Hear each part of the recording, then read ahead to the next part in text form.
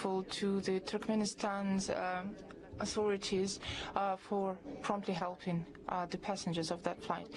We call to Russian citizens to abstain from any travel to these regions because they stay dangerous. If you cannot leave, then do not approach, do not come close to military objects, do not take any videos, photos, avoid crowds, follow the rules issued by the government, and go to any underground shelters that you can find. And we promptly publish updates on the situation. Now to the Ukrainian crisis. Russia has almost finished fulfilling the obligations as a goodwill gesture. The repatriation of 6,060 bodies of dead Ukrainian servicemen was organized. 78 bodies of our fighters were handed over to us. The Russian Defense Ministry confirmed its readiness to transfer another 2,239 bodies of Ukrainian soldiers in Kiev. The parity exchange of seriously ill and wounded soldiers, as well as young soldiers under the age of 25, continues. I will remind you that these were initiatives of Russia. It takes place in several stages. It is expected that at least 1,000 people will return home from each side. There is a list of 339 Ukrainian children. I would like to remind you that they were not stolen, not kidnapped, not forcibly moved. These children could not be reunited with their families. They are being searched for. It's a tragedy, but unfortunately this tragedy happens in different countries, in different cities. Some of them are very successful places. This territory, since 2014, has been under attacks of the Kiev regime, and our delegation will be ready to arrive in Istanbul to continue the negotiations. Specific dates will be determined in the near future. Right now, during the third round, we intend to exchange comments on the memoranda of the parties submitted on May 28th and June 2nd. Russia's conscientious implementation of the Istanbul agreements provoked a fit of rage in Kiev and comments beyond cynicism. Both journalists and regime functionaries took part in this. One of the TV presenters on Channel 24 claimed that there were allegedly no 6,000 dead bodies of Ukrainian soldiers.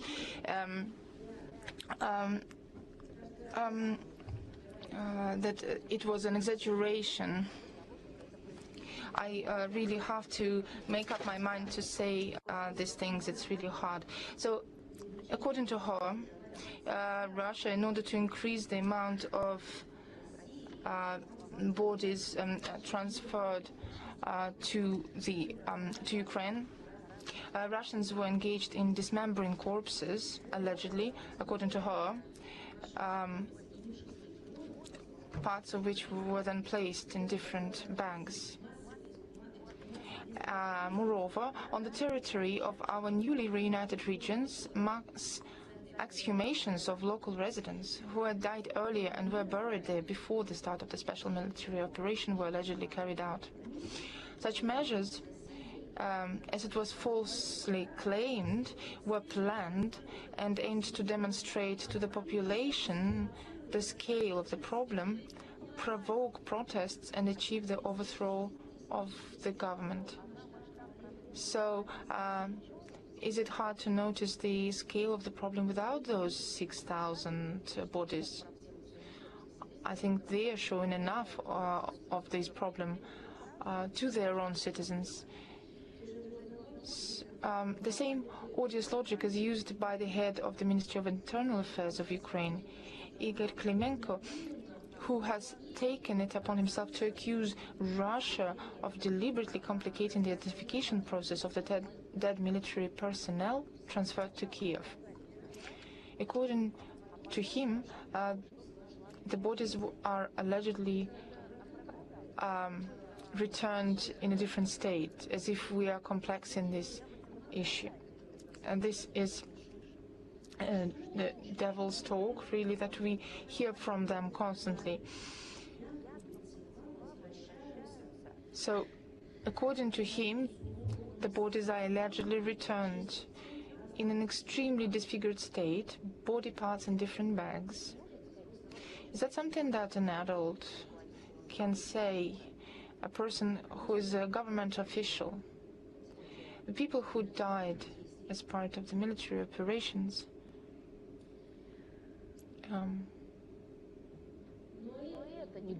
that's not the end of it. The next that I'm going to share with you from his quotes is absolutely horrific. He said that his bodies, the bodies of Ukrainian soldiers were mixed with the bodies of Ukrainians, were mixed with Russian bodies. When he was asked how he determined that, he couldn't answer. I think that this is a medical case by this point. But Zelensky surpassed all of them. He was in Austria on June the 16th. He said that Russia allegedly offered to exchange Ukrainian children for Russian military personnel. We, of course, see his bizarre state sometimes, but this sort of lie is incredible. It's very, very cynical. Apparently, it is aimed to undermine the peace process in Istanbul and the mediation effort of those countries that contribute to it. But there should be some sort of logic. If we had a list of at least 339 people, is it really necessary to make things up? He should explain to us instead why, over a short period of time, the number 2,000 children somehow turned into 339. I would like to say that Russia does not kidnap, deport, forcefully transfer children, much less exchange them for prisoners of war. Our soldiers save children without asking them whose country citizens they are, what blood is flowing in their veins, what religion they are. They only want to save these children. They are taken away from military areas to save them. And Maria Lvova-Belova, our official children's rights, she's a presidential commissioner for children's rights. She's working with Qatar, Belarus, and another number of other countries. She's working to reunite children with their families. To date, 101 Ukrainian children from 81 families have been reunited with relatives in Ukraine and other countries, and 22 children from 15 families have been returned to Russia from Ukraine. We would like to note that the Russian diplomatic missions have been repeatedly contacted by desperate Ukrainian citizens who are being deprived of their children by the social services of Western European countries. They turn to Russia because the Ukrainian embassies refuse to help them, citing certain political circumstances. I can explain to you what these political circumstances are. If the Ukrainian embassy in the EU country demands to search for these children in the EU, then the myth of children disappearing only by Russia or due to Russia will disappear. It will be obvious that that is not the case. And this is the absolute cynicism, because that's how they deal with their own children.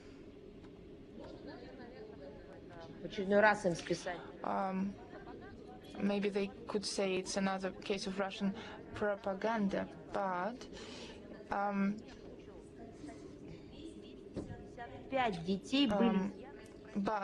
their official statistics is that 255 children were removed from Ukrainian families in Europe, and that is their official Ukrainian statistics.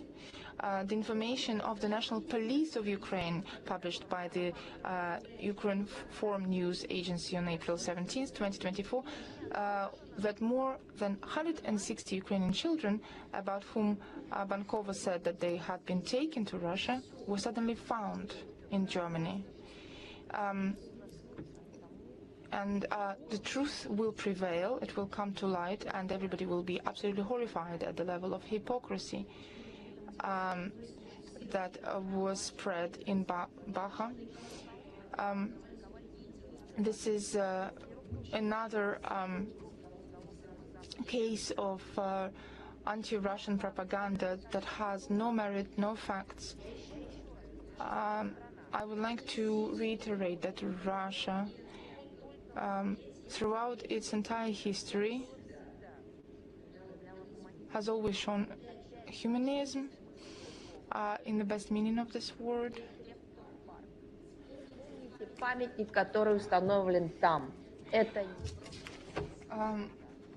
Just remember Kreptov Park. That is the statue of the Russian soldier that is not just a soldier who is carrying a girl. It's a German girl. It's a fixation of a historic fact. These children had names. Of course, the terrorist nature of the Kiev regime is known, but I will give you numbers and facts to support this characteristic of this regime. They wanted to overshadow this event as much as possible. On the 12th of June, the Day of Russia, targeted Russian civilians in Russian regions. Over the past week, 104 people were injured by the attacks. 8 people were killed, including 1 minor. 96 people were injured, including 14 children and teenagers. In the Kursk region on June the 9th, a civilian was killed in the village of Prigorodnaya Slobodka, and another 5 people were injured. On the June the 10th, in the village of Sheptuhovka, as a result of the explosion of a Ukrainian mine, 2 combined harvester operators received thermal burns. After the attack of enemy drones on the village of Marina, 3 children aged 7, 9 and 13 were injured.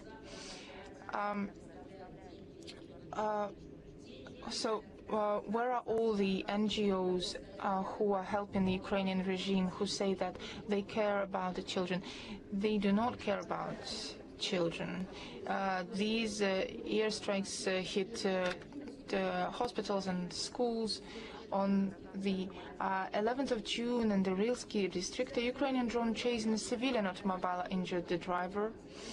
On June the 10th, a UAV hit a gas station in Belgorod, killing 1 person and injuring 5. In Shebekina, in Belgorod region, 6 civilians were injured as a result of a drone strike.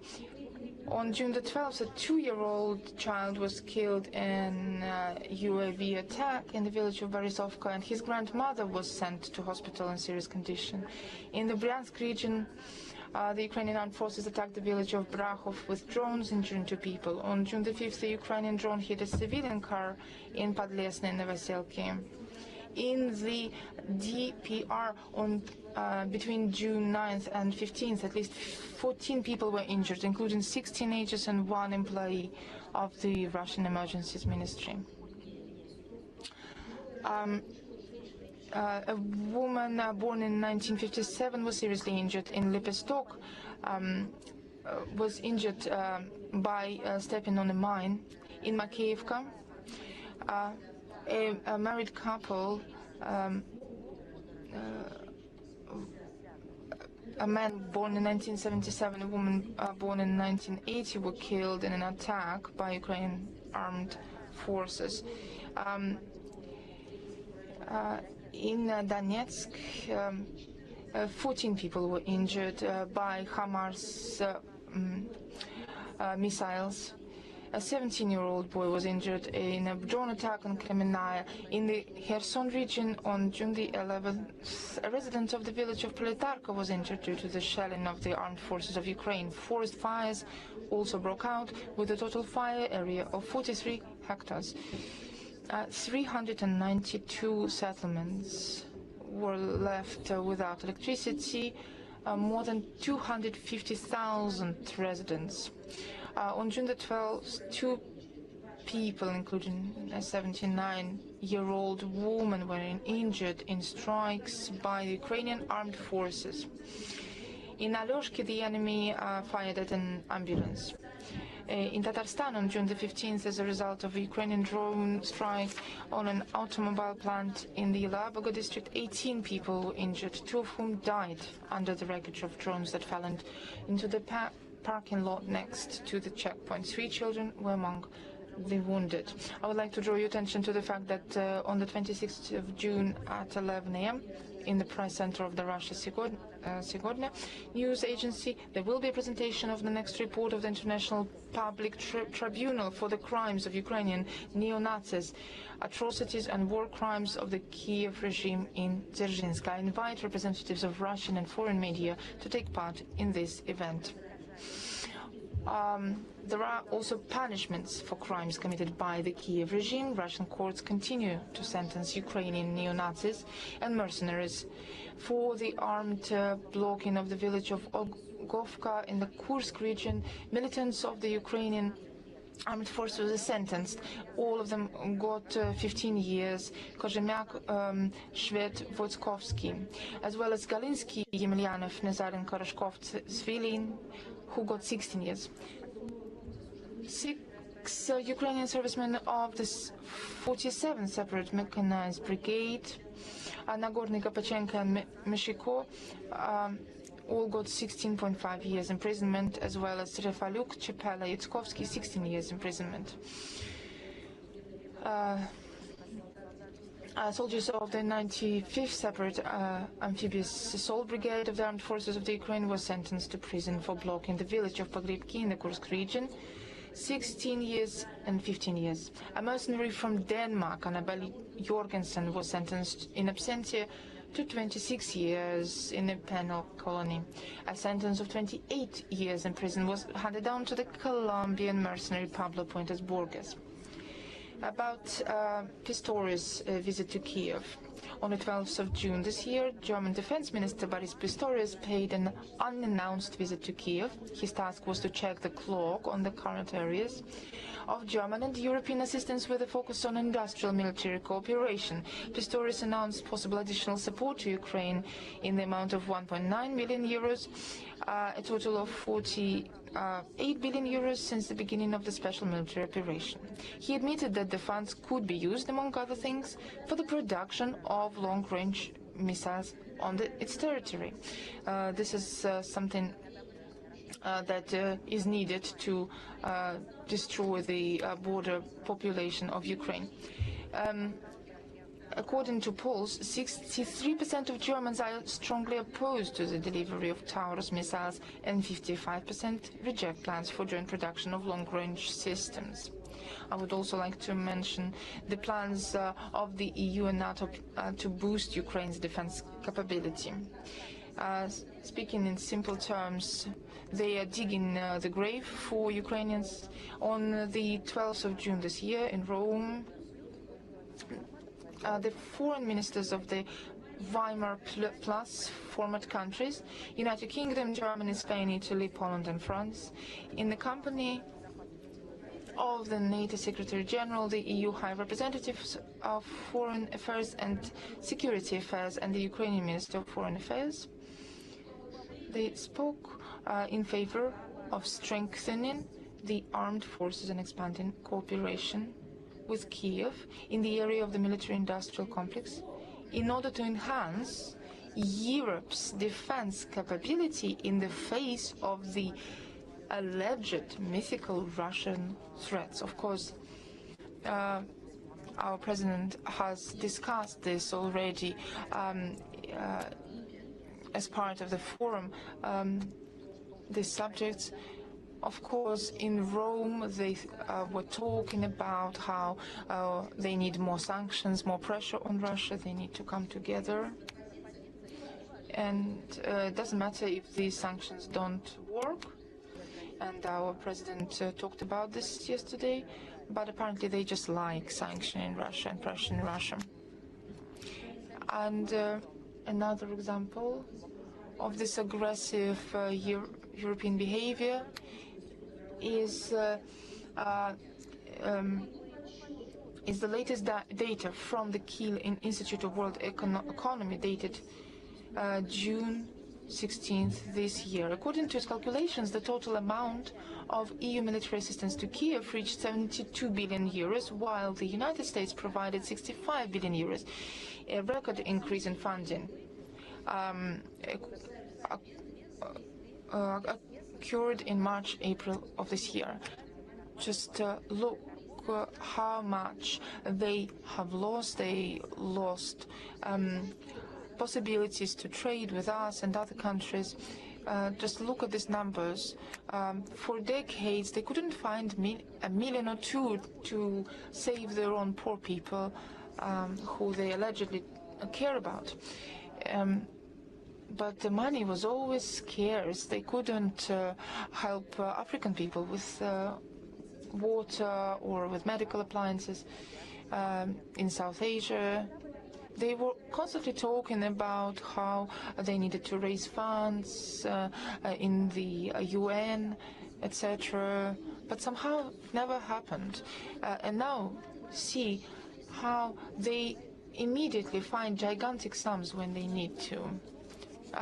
For goals that are completely opposite of those humanitarian goals that they proclaimed, not to help but to kill, not to heal but to destroy, not to educate but to completely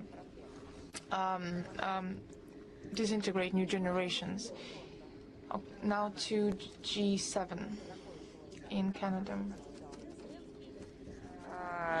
It did not have the results Zelensky expected from it.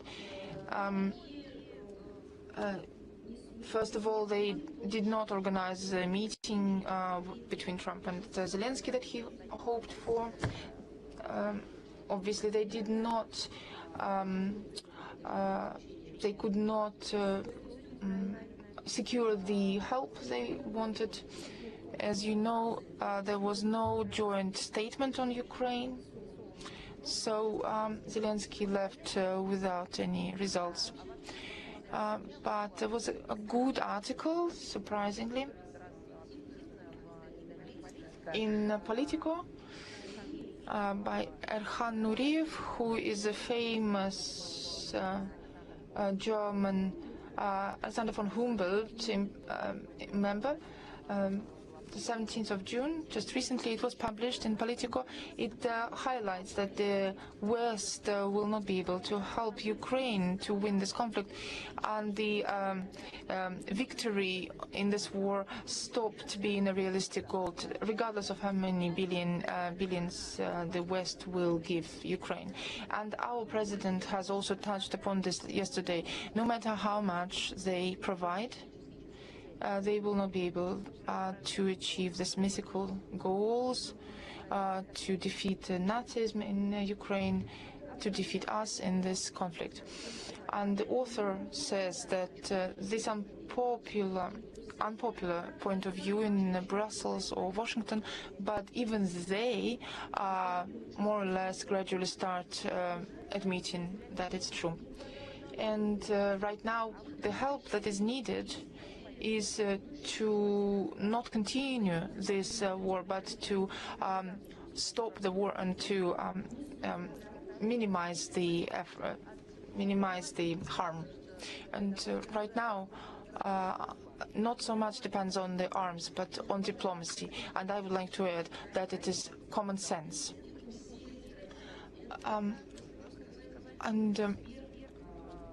I want to reiterate that this was words of the expert from Alexander von Humboldt's Foundation. We also see the struggle of the Kiev regime with the Ukrainian Orthodox Church. The Kiev regime continues its struggle with it, along with forceful methods, threats of forced mobilization of representatives of the clergy have now been used for this purpose. Now they have approved a list of religious organizations that are critical for the functioning of the economy and ensuring the life of the population in a special period, and whose clergy will accordingly be entitled to a reservation from being recruited into the AFU. It looks like they will be choosing whose crosses they like better, and will choose people with symbols of other religions who will be selected to be recruited. And those favorites will not be recruited.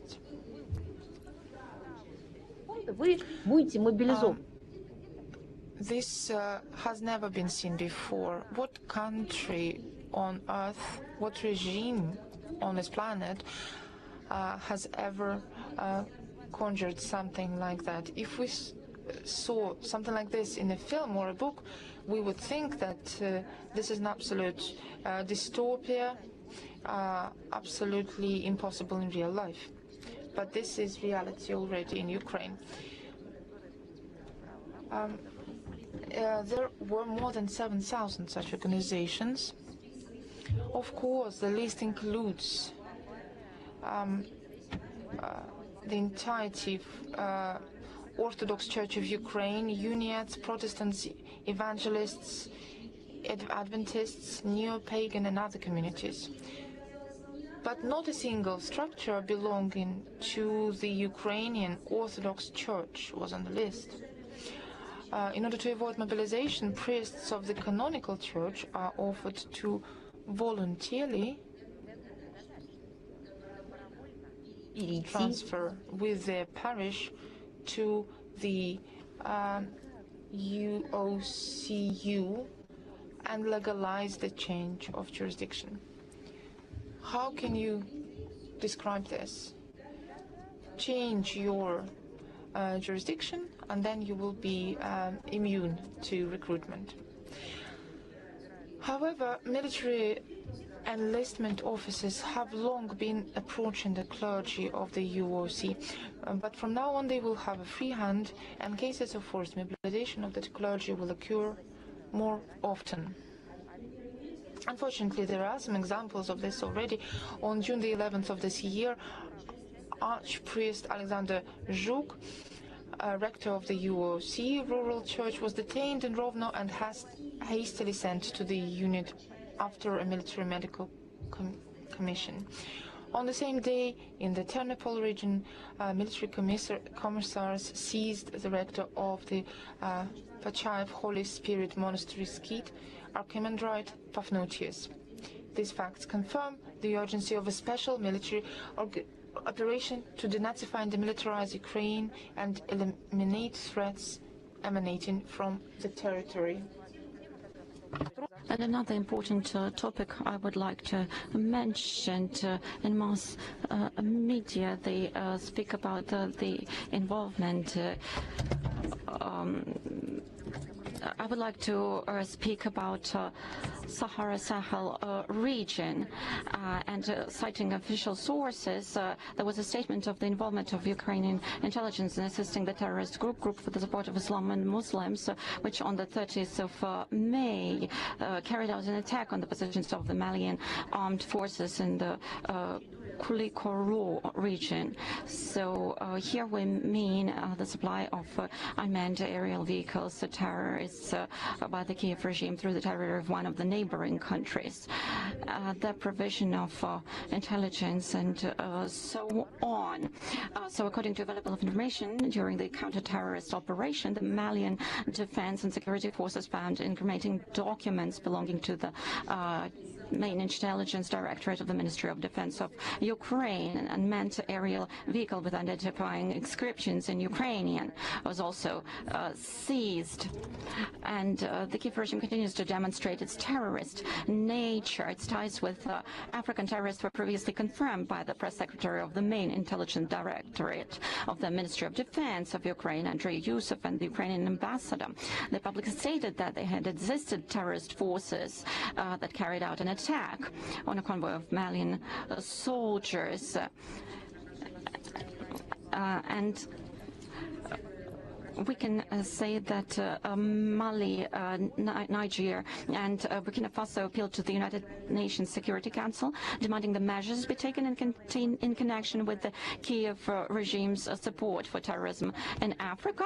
And we provide updates on the information, including such information as for regular attacks on civilian infrastructure. And the second front in Africa has been apparently decided to open, and they plan to stimulate terrorist activity in African states that are friendly to us.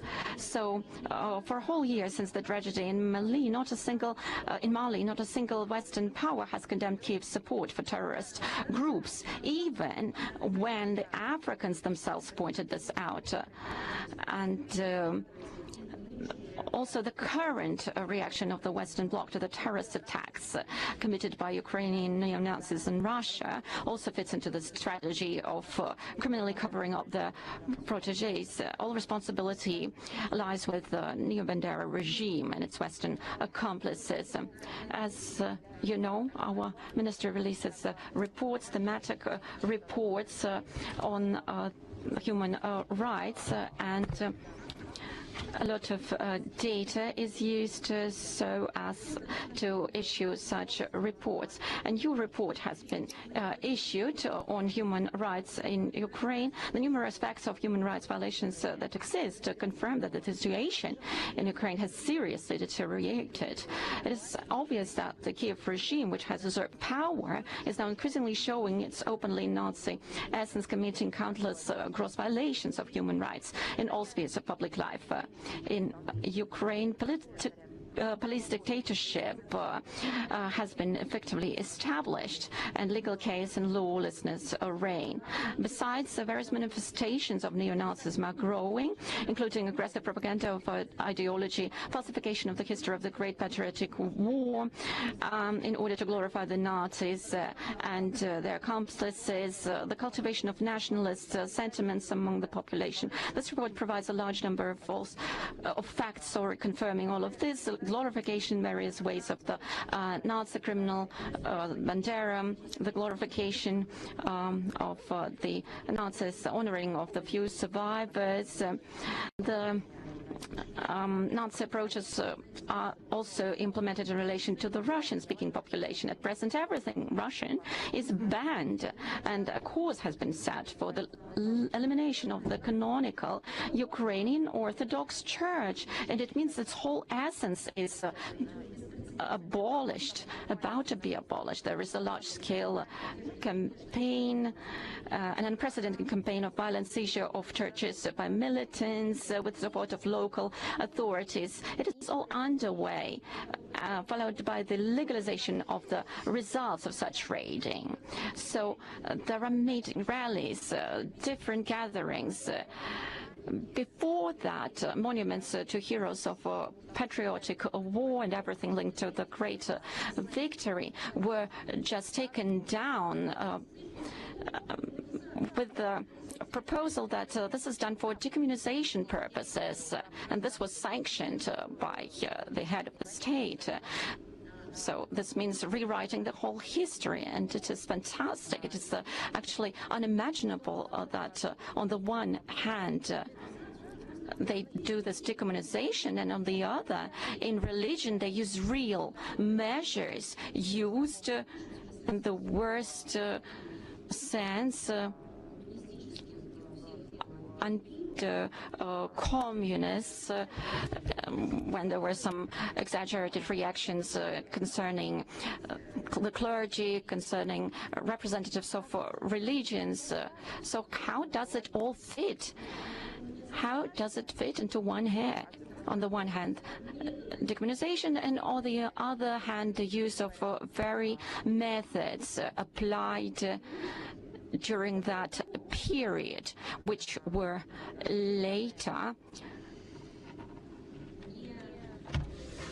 considered and recognized criminal in some cases and unacceptable in some cases by the countries that were once such republics, by non-governmental organizations and by people. So this is some painful collision, a dichotomy that happens in the minds of those people. As I have already said, regularly said, there is a hunt against the clergy, against clergymen, including the mobilization of the armed forces. Moreover, the Kiev regime is already degenerating into a terrorist organization, committing numerous crimes against Russian civilians, residents of the Belgorod, Bryansk, Zaporozhye, Kursk, Kherson regions, Donetsk and Lugansk. They are all targets of the terrorist regime. It is not surprising that the use of the widest range of repressive measures against a significant number of the population is necessary for the Ukrainian administration, presidential administration, as the only and most reliable way to retain power. For them, it is important to continue the war, maintain a high degree of escalation, and ending all of this, establishing peace, will lead to the fall of the Kiev regime, to their need to explain their crimes and unfulfilled promises and even corruptions of these promises. But for them, apparently, it is more important to keep power than to have peace and to keep the lives of people. And we can see their attitude to both living people and those who are dead. It should be noted that numerous reports of terrorist and war crimes committed by Kiev regime against the civilian population of Donbass and Ukraine are not included in this report. In Russia's we can say that since 2014 there have been crimes that have been registered by the law enforcement agencies in Russia. The investigative committee of the Russian Federation, several thousand criminal cases have been opened and are under investigation. About 500 members of Ukrainian armed formations have already been sentenced to long terms of imprisonment, including life imprisonment. And Russian civil so I would like to say that I have already announced specific activity that will deal with all these questions and with the Nazi essence of the Kiev regime. So data about their crimes are included in a specific analytical materials. We have also highlighted that the obliging readiness of Zelensky to move the country along the path of self-destruction to the detriment of the interests of his own people, creating Russophobic anti-Russia project out of it. That is the reason why foreign curators turn a blind eye to the neo-Nazi essence of the Kiev regime, and history knows many similar examples of West's connivance with openly racist regimes. The Second World War is one of the most speaking examples. But how many examples did we see after the Second World War? And another issue, the issue related to children. Based on the second round of negotiations in Istanbul, following the results of the second round, a draft statement by the chairman of the Security Council on Children in the context of the Ukrainian crisis was submitted to the United Nations Security Council for consideration at the initiative of Russia. And the document welcomed the Russian side's readiness to carefully study the list of 339 Ukrainian children handed over by Kiev, who, due to various circumstances, had lost contact with their relatives and legal representatives, and to take measures to restore family ties. It noted Russia's intention to organize the process in the most transparent manner possible. And Kiev was called upon to cooperate in good faith with the Russian side on this issue. So it seemed that everything was included in the draft. But contrary to common sense and despite the obvious humanitarian nature of the initiative, the Western members of the Security Council, UK, Greece, Denmark, Slovakia, France, South Korea, decided to effectively block the adoption of the document. They included some politicized formulations in it and record all of these things and turned the humanitarian project that was about the fate of children into some politicized story. And it was clear that, of course, no one cares about children on the side of the West anymore. And Russia had no other choice but to stop its work on this document. And this is yet another evidence of the blatant double standards of the Kiev regime's masters, who continue to spread the myths about thousands of kidnapped and forcibly displaced Ukrainian children, even when the documents handed over to us by them say the opposite. So the world has seen once again how this humanitarian topic is transforming in front of everyone's eyes just into an element of anti-Russian propaganda and Russophobia. I'm not going to go into depth about many things we have already discussed today, but it is clear, there is no doubt that no one actually really cares about children. This is all just a politicized tool. Russia has never interfered and will never interfere with the maintenance of contacts and communication of children with their relatives and loved ones. There is not a single example,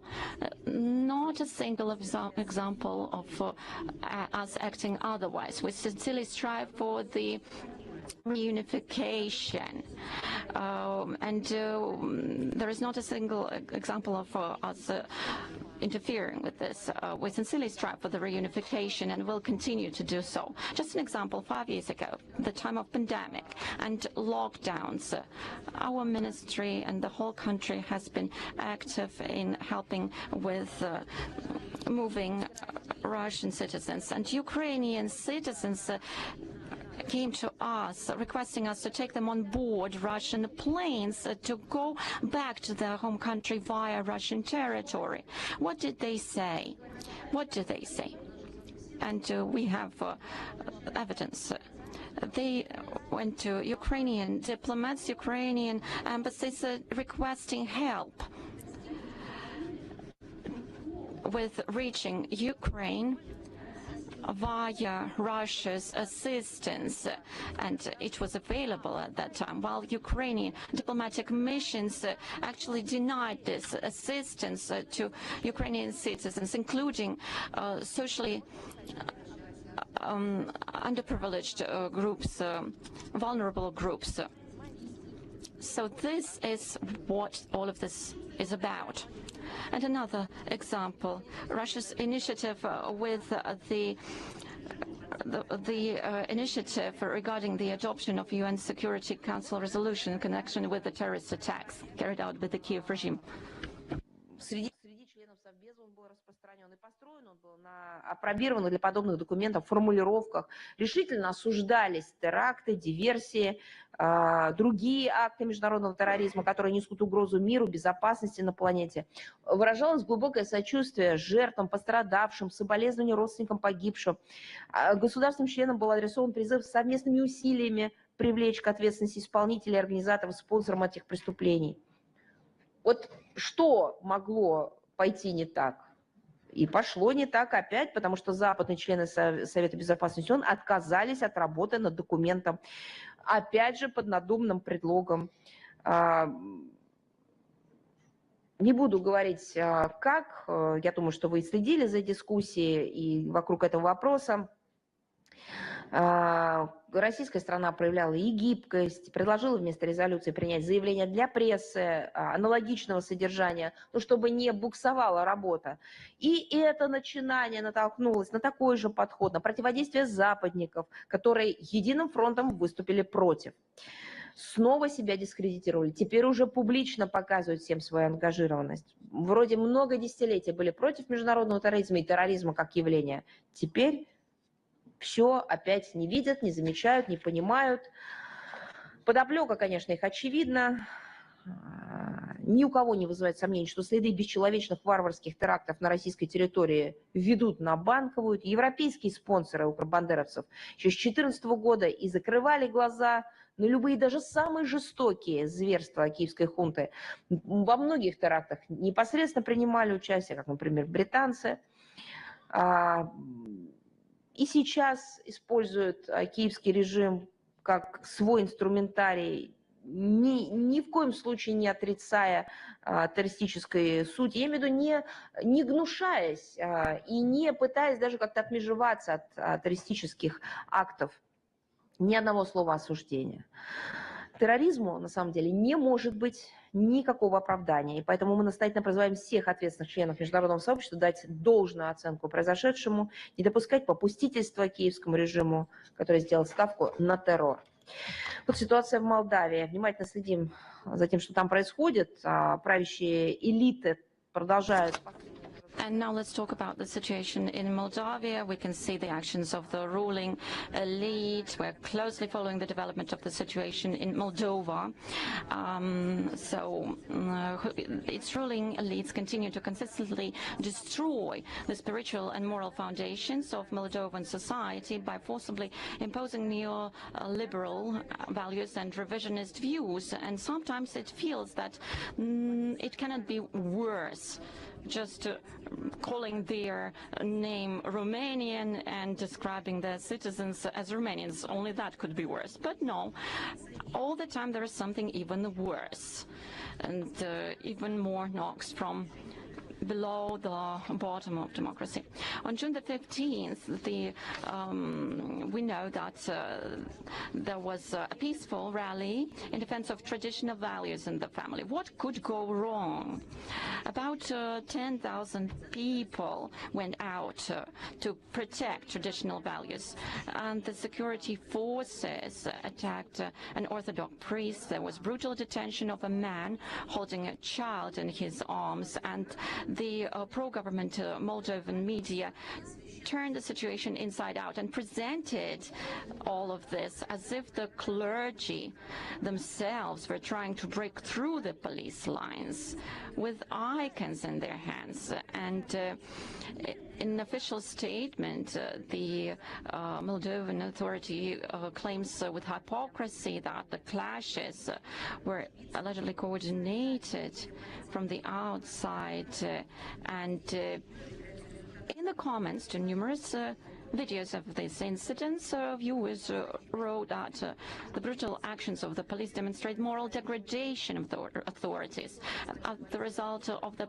politicization and the opposition forces called the incident a planned action by the authorities to intimidate the people in the run-up to parliamentary elections, and announced the initiation of a parliamentary investigation into the actions of the Interior Ministry staff. So what was behind, what was the reason for the police violence? It's simple.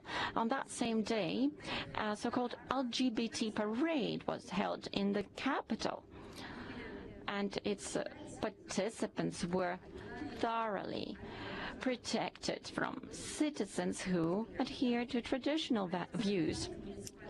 Despite the ban of the municipal authority to hold this coven, the patronage of the president and the ruling party, as well as the embassies of Western countries, allowed a few local activists to freely pass through the central streets of Chisinau. It also showed the true priorities of the current Moldovan authorities, for whom demonstrating their commitment to the notorious European values to their sponsors was much more important than the opinion of the overwhelming majority of the country's residents who adhere to traditional views. 95% of the population profess orthodoxy. So in line with the dominant trends in Europe today, official Chisinau consistently supports initiatives aimed at the de facto whitewashing Nazism, turning the Republic into a pantheon of Hitler's allies. And another action to glorify the soldiers of Nazi Romania who died during the invasion of the Soviet Union in summer of 1941 took place on the 4th of June in the village of Stoyanovka, Kantemir district. The ceremony was held with full military honors. How it was carried may seem, with even the participation of the military orchestra of the Ministry of Defense, the representatives of the Bessarabian Archdiocese, and another memorial is being prepared to open in honor of the Roman so-called heroes who are actually occupiers from Antonescu's army who ingloriously ended their activity on Soviet soil. Criminals. A direct consequence of the attempts to revive Nazism in modern Moldova is that statements actually soaked in ethnic hatred are increasingly broadcast on local TV. June the 12th, political scientist, former MP, former Moldovan ambassador, Anatol Zarano spoke. He called, and I should quote this, and I quote, a low-quality ethnic part of the population. End of quote. What is this, if not neo-Nazism and segregation of people based on nationality? He mentioned that about Russian-speaking Moldovans. Where is the reaction of the Moldovan authorities, who seem to adhere to European values? Not even legal assessment was given, either by law enforcement agencies or policymakers, and I don't expect any reaction to come. So, given all the above, the trend towards a catastrophic depopulation of Moldova is not surprising. During Sanders' term, which is not decades, during this period of time, the population declined by about 10%. Quite an impressive figure, given there were no major hurricanes, natural disasters, typhoons, or volcanic eruptions, or military action, nothing of this kind.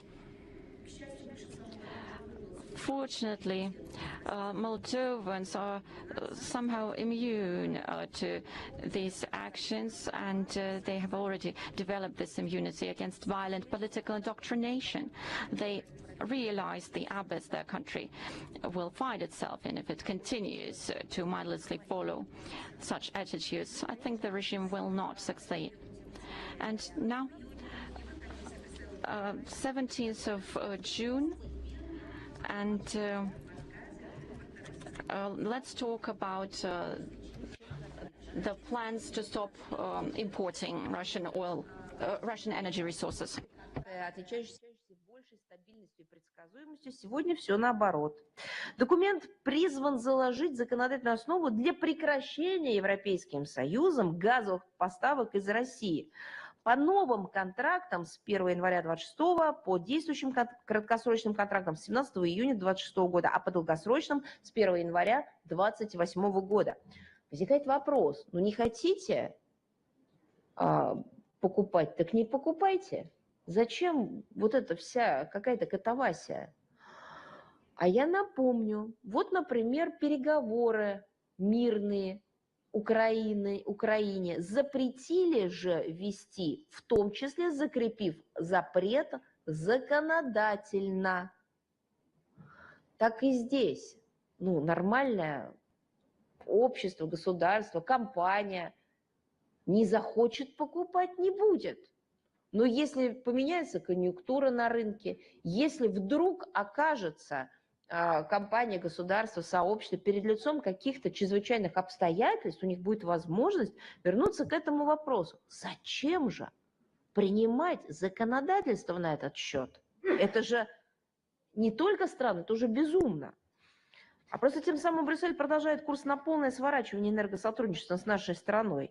В своем стремлении придать конфронтации и разрыву с Россией буквально необратимый характер, в Брюсселе совершенно утратили связь с реальностью. Они не задают вопрос, нужно ли это населению их стран. Нет, они диктуют волю людям, компаниям и бизнесу, вне зависимости от того, насколько это соответствует здравому смыслу.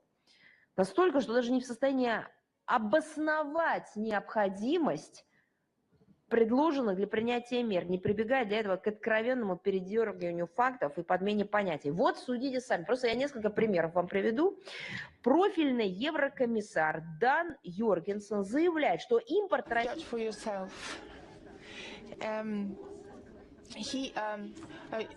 The relevant European Commissioner Dan Jorgensen states that the import of Russian gas is a threat to European security and vows not to leave any of the EU member states without energy. It is clear that stable and economically profitable supplies of energy resources from our country naturally have never threatened anyone, but on the contrary have been the key to Europe's long-term economic well-being. And it was always the case, even during the Cold War, nobody denied Russian oil and gas. Nobody made up any stories about a mythical threat from Russian oil and gas. They actually contributed to the success and prosperity of European states. And right now, they're making up stories instead of thinking about the huge gaps in their budget as a result of their decisions. Maybe there is energy in the European market from other suppliers, but how much does it cost? Another example of such verbal balancing act is the assertion that the less money is spent on Russian energy resources, the more funds the EU will have to invest in green projects on its territory. But don't forget that they already reopening their coal mines. In reality, by ceasing to buy Russian gas, the EU will not save money, but on the contrary will spend huge sums to replace it. And everybody knows this, experts, scientists, economists. They will have to allocate more funds to buy different source of energy, could be renewable energy or something else. The European Commission also claims that the cessation of Russian gas imports will allegedly not lead to significant economic consequences and risks of supply disruptions. Apparently, the inevitable economic and production decline, deindustrialization and worsening energy poverty for the EU in such a case are viewed by European officials as insignificant in the fight against the Russian threat. In the same spirit are the explanations that the complete refusal of Russian oil, which should also take place by the end of 2027, is unlikely to have a significant impact on oil prices and global markets. Look, they are happy to tell you how much money they will save, but at the same time they say that these changes are insignificant and will not influence anything. These are just facts that are not adding up at all. sounds like bipolar disorder. Against the backdrop of the confidence declared by Eurocrats, it is noteworthy that the regulation does provide for the possibility of a temporary non-application of the ban on imports of Russian gas in the event of some sudden and serious circumstances that threaten the continuity of supplies to one or more EU member states. I'm sorry, you said that the only threat is a Russian threat. So what kind of problems could you have other than Russia? Remember how Zelensky was first pressured by the US and UK to stop any negotiations, but then 3 years later he was asked that how, if you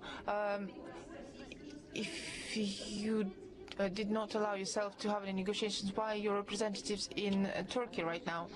Then Zelensky said that I did not refuse myself anything. So in the same way, the European colleagues think that if something goes wrong, then things can be reversed. But that shows that Europe is not a reliable partner, consumer, and that they cannot provide any predictability of their legal base and any consumer relations with other third parties. They can also not really seem to respect commercial secrets, and this shows that it's very difficult to deal with them. The cynicism of the strategy chosen by the European Commission to push through its destructive energy program is striking. In an attempt to bypass the veto of the European capitals, many of which are well aware of the suicidal nature of the energy policy imposed by the Brussels bureaucracy, a decision was made to develop a type of regulatory act that would require only a qualified majority to be adopted. Excuse me, so what is wrong with the European solidarity? At the same time, the provisions of this document will have to be implemented by the European capitals themselves, who are expected to develop specific action plans. In the event of failure, the European Commission will calmly wash its hands of it, and all the negative consequences will have to be borne by the member countries and their leadership. But in reality, not their leadership. It's the citizens who will have to deal with the negative consequences. So the actual victims, which is already a tradition, will be common citizens of Europe, whose opinion Ursula von der Leyen and her team prefer to demonstratively disregard. Я хотела бы сказать несколько слов о той какой-то страшной, сумасшедшей. I would also like to say a few words about the crazy information war that is on the rise in the UK. It's a real murder mystery. Agatha Christie would be jealous. So over the past few months, the British leadership has been stubbornly whipping up anti-Russian hysteria. It's the purpose of which is obvious: to create a new, renewed toxic image of Russia in society and exploit the artificially created image of the enemy, and to blame any internal problems on Russia's malicious actions. So for that reason, they launched a new episode of Russia spy drama. The most recent one concerns the arson attacks in London between May 8th and May 12th of this year on 2 properties and a car previously used by Prime Minister Keir Starmer. The case is being handled by the London Police Counter-Terrorism Department. 3 suspects have been detained, 2 Ukrainians and 1 Russian, or rather Romanian. Possible theories include personal animosity, terrorism, Islamic extremism, and the action of a hostile state. The latter point was picked up by most British media outlets and put in the headlines as a virtually confirmed fact. According to the Financial Times, law enforcement agencies are investigating whether the arsonists were recruited by Russian intelligence services. The UK Strategic Defence Review, published by Keir Starmer on June this year,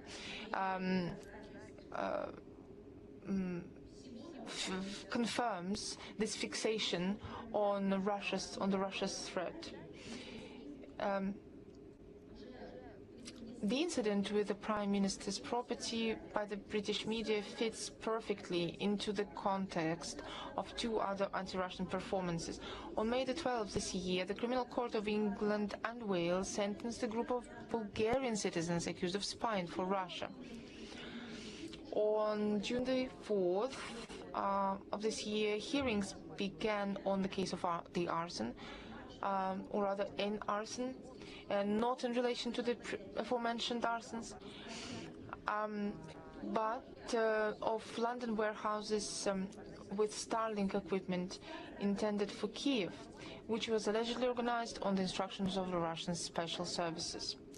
During his speech in Parliament, Keir Starmer called it an attack on all of us, on British values and democracy. That's one detail completely deprives this already dubious media product of intrigue. The fact is that British authorities officially brought charges against Russia for involvement in the criminal episode with the warehouses just a month after the arson, at the end of April 2024. So quick, these insinuations were then immediately disseminated through the central British media, and then, without waiting for the trial and investigation, London initiated a confrontation and undermining the channels of dialogue between our countries.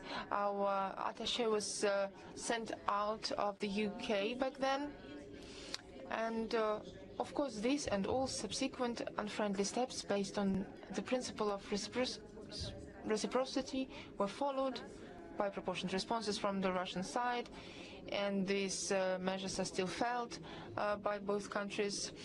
Our embassy in London then stated that by demanding an explanation from Moscow regarding an alleged connection of the suspects with the Russian state discovered by local security forces, the British side was deliberately anticipating the results of its own judicial proceedings. It looks like the English side already knew the results of the court proceedings ahead of time.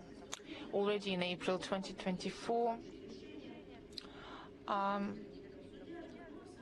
they did it without any court ruling. So I have one question. Why do they need the court at all? They already decided everything 1 year ago. They took all the measures necessary. They already appointed perpetrators. They publicly announced these perpetrators. Why do you need any court hearings right now? Because it undermines the last pitch of trust that people had in the English or rather British court system. So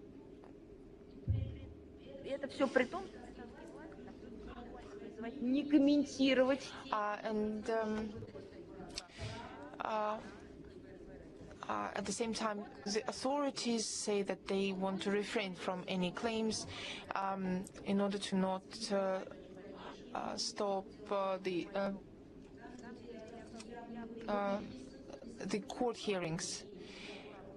But when any sort of problems arise in the case, then the authorities will make sure to make juries believe in their righteousness, and they will still make Moscow and Kremlin the perpetrators of it all. Очередная история, просто настолько... It's just another case of blatant cynicism.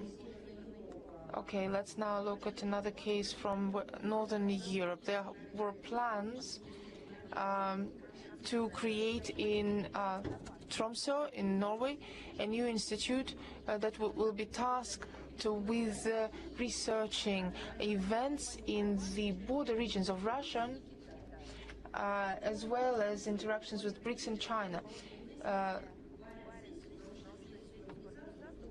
The Barents Institute, a research organization located in Kirkenes, whose focus is also on Russia and the border region, is also planned to be connected to the new specialized structure. Russia and Norway have always paid attention to research on northern issues, bilateral and interregional cooperation in this area. It is not surprising that a competence center for Russia is being created on the basis of the Arctic University. Close interaction with our country has been conducted by this institution since the early 1990s and was one of the priority areas of its work. Dozens of Russian universities were among the partners for this university. Course internships and student exchanges were conducted within the framework of academic mobility programs. But at the moment, all bilateral contacts in the sphere of science and education, including through the Arctic University, have been suspended at the initiative of the Norwegian side. The academic and scientific community of Norway has become a conductor of confrontational attitudes dictated from outside. And the majority of specialists specializing in Russian topics have become ardent Russophobes whose interest in the topic of Russia boils down to the desire to denigrate our country by any means necessary. Experts expressing an alternative point of view are marginalized and ostracized. So our question is what the center is going to be doing if any scientific contacts are blocked. We do not see any possibility that the center being created will justify its name and really contribute to peace and security, or a more adequate and objective perception of the geopolitical situation in Norway, rather than less understanding between the peoples of our countries. If they wanted to actually develop and build bridges, then they wouldn't tear the links we had. So another statement by the Denmark. So the anti-Russian statement of Danish Prime Minister Mette Frederiksen, it actually even is beyond Russophobia. This happened on the 12th of June. The Prime Minister produced a whole panoply of hackneyed propaganda cliches accusing Russia, as usual, of all mortal sins. I'm not going to go through all of them, but some of them include aggression, committing sabotage and attacks on critical infrastructure. And while missiles are being launched against nuclear sites, given us, bearing this in mind, we can see that they pretend they do not see anything, do not observe anything. They turn a blind eye to things that are happening. And День России. on the 12th of June, Russia's day, we can see very outward statements. Of course, there is no other reason for that. And of course, the head of the Danish government